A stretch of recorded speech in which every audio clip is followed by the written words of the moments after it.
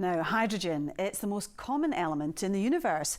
Could it also become a core part of the green revolution to tackle climate change? The gas is being hailed by some as the fuel of the future, but is the whole dream being oversold? Brandon Cook has been investigating the issue in Aberdeen, a city looking to make the transition from oil and gas towards clean, green energy.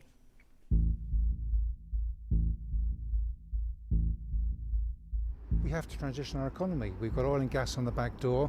We've got hydrogen on our front doorstep now. We can do this. We don't see it as a silver bullet to be used for everything. We are expecting it to be developed as an option, as I said, between now and 2030.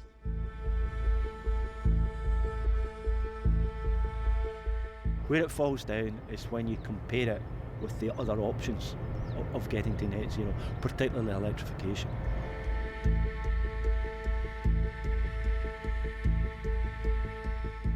Time is ticking on the climate clock. Targets have been set. The Scottish Government wants the nation to be carbon neutral by 2045, but getting there means serious change. In the space of 5 years, the economy of Scotland has been transformed. For many, it's a fairy tale come true. The population drift halted, and Scotland changed by the new black water of life into a land flowing with silk and money. The oil capital of Europe since the 1970s. Now Aberdeen faces reinvention. It's moving away from the so-called black water of life. The Granite City is the first in the UK to trial hydrogen-powered buses and cars, now staple on the streets. This is pioneering stuff. Aberdeen is known for pioneering. You prove what you can do, so we are proving what can be done. Philip Bell champions the council's H2 project. He wants Aberdeen to become a hydrogen valley. It could be huge. Aberdeen are currently the oil and gas capital for Europe, so they've got all the skills to transfer to gas. Hydrogen is a gas. It could be liquid, it could come in solid form, but hydrogen's got many skills. It could be a hydrogen for heat program within Aberdeen itself. Yes, lots of things, lots of possibilities. Trains, you just let your mind roam, and you can just employ a hydrogen, which is an energy vector, to many different things. Oil and gas companies are ramping up hydrogen investments, looking to diversify in a world shifting away from fossil fuels. It's seen as a new frontier and a new opportunity as much as anything else. We certainly think there are enough things you can identify now where you can make the initial phases of investment.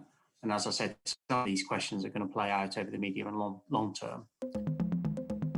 But what exactly is hydrogen, and why are hopes so high for it?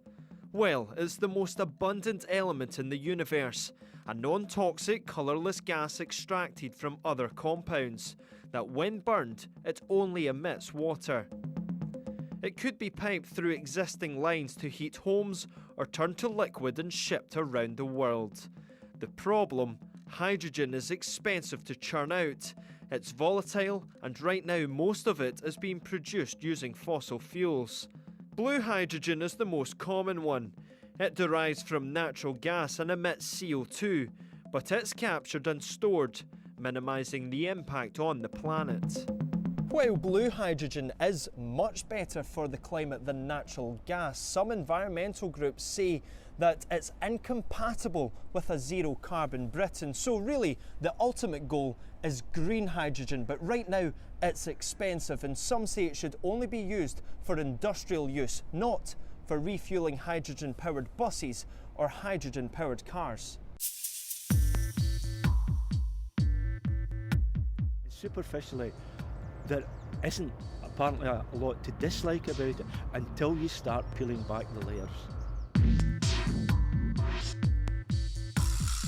Tom Baxter thinks hydrogen is being oversold.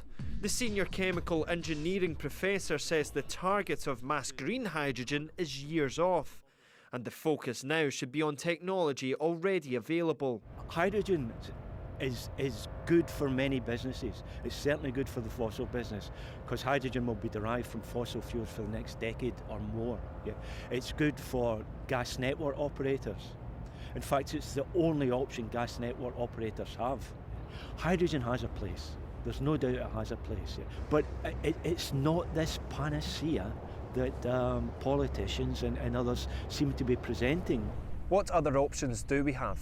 The route, I believe, is much more appropriate is electrification. That's the quickest route as well that I see towards net zero.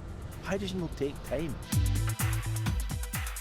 The data is really clear that hydrogen will have an important role to play. It will be particularly important in energy-intensive industries such as steel production. There's also a very clear case for it to be used in certain forms of transport, so ferries, heavy goods vehicles, things like buses. The body representing the Scottish renewable industry says hydrogen will have a role in some sectors, but probably not in homes. The bigger question mark is over how much of a role it will play in heat. Decarbonising heat with electricity is the most efficient method, but there will be some places where that's not possible and hydrogen will have a role there. Across the country, green hydrogen is being explored. From a plane tested in Orkney to a train being converted in Bo'ness. H100 Fife is a national research project led by SGN. In Fife, it's homes. In a trial which will last a few years, the Scottish Gas Network are testing hydrogen through their regular gas pipes. H100 is really a glimpse at what the future looks like. It is a turbine tip to burner, entirely green end-to-end solution for domestic heating. And if we get that right for the customer, then I think it can be scaled quite quickly. How do you view hydrogen? Is it your saviour? There's no doubt that natural gas is not compatible with net zero. The networks have pipelines in every street in every city in the UK. And that's a terrific opportunity to, leverage that investment that's already been made by customers to deliver a decarbonisation solution that suits them. While opinion remains divided over the long-term role of hydrogen, the Scottish Government has allocated £100 million for hydrogen projects over the next 5 years and says it will be key to help meet climate targets. In Scotland, all eyes will be on Aberdeen to see how the city's embrace of hydrogen pans out. While this element is bound to play some sort of role in fuelling the future, the fine details are still being worked on. The race against the climate clock continues. And that's all from Scotland Tonight.